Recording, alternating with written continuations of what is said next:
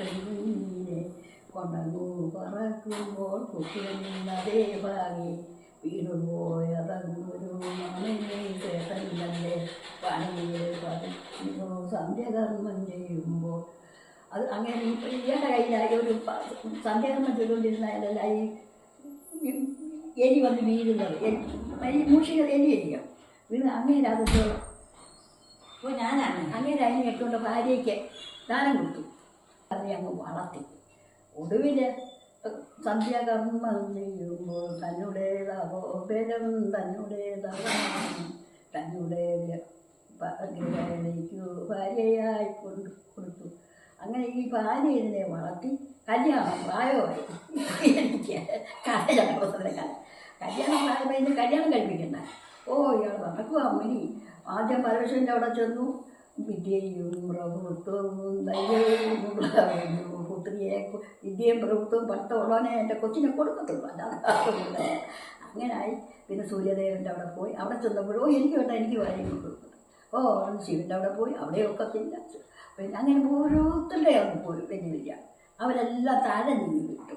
അപ്പോൾ ഒടുവിൽ ശിവനായിരിക്കും പറഞ്ഞത്, ഹിമാലയ പർവ്വതത്തിൻ്റെ അടിവാരത്ത് ഒരു നല്ല യോഗ്യനായ ഒരാളുണ്ടും വ്രതം വരെ തൊഴിച്ച് മറിച്ച് കിടക്കുന്നവനെ അവനെ ഇതിനെ കിട്ടാതെ വലിയ കാര്യമാണ്.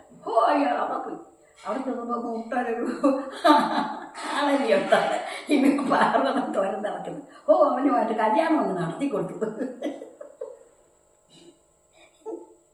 അങ്ങനെ മൂഷിക സ്ത്രീ പിന്നെയും മൂഷിക സ്ത്രീയായി ഇല്ലയോ? എൻ്റെ അതങ്ങനെ. പിന്നെ അജാമമോക്ഷം അറിയാമോ? അജാമളൻ്റെ മോക്ഷം. പിന്നെ പറഞ്ഞ അജാമളൻ്റെ മോക്ഷം 10 മക്കളുള്ളതിൽ വെച്ചെത്രയും മാൽജന്യമാണ് 10ാമത്തെ കുമാരനും രാത്രിദേവന് നാരായണനെന്നു പേരായുള്ള കുമാരനെ നാരായണനെന്നു തന്നെ വിളിച്ചു വിപ്രൻ. അപ്പോൾ ഇവിടെ 10ാമത്തെ മോൻ്റെ പേര് നാരായണൻ എന്നാണ്. അപ്പോൾ ഇയാളൊരു പന്നനാണ് ഈ അജാമളനെ. കാലതുതാക്കൾ വന്ന് ഇയാളെ കൊണ്ടുപോകാൻ ഒരുങ്ങി. അതായത് നരേന്ദ്രട്ടാൻ കൊണ്ടുപോകാൻ ഒരുങ്ങുന്നു. കാലതുതാക്കൾ വന്ന് ഇങ്ങനെ ഭാഷണം നീക്കാൻ തുടങ്ങിയപ്പോഴേ പിന്നെ ഇയാളെന്ന് കൊടുത്ത 10ാം വാത്സല്യപുത്രനിലെ നാരായണൻ. എൻ്റെ നാരായണോ എന്തിനാ നാരായണനെ അവസാനം കാണാൻ ഇയാൾ മോനെ കണ്ടേച്ച് ജീവനെടുക്കാൻ ഇയാൾ വിളിച്ചത്.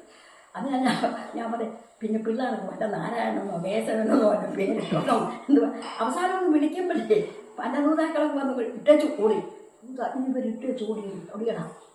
ഈ കൊണ്ടുപോകാൻ വന്ന കാലദൂതാക്കൾ ഇട്ടേച്ചു നാരായണനായി വന്ന് നിൽക്കുന്നത്. നാരായണനെ ഇയാൾ വിളിച്ചത്. ഒടുവിൽ ഇയാൾ സ്വർഗത്തോട്ടാണ് പോയത്.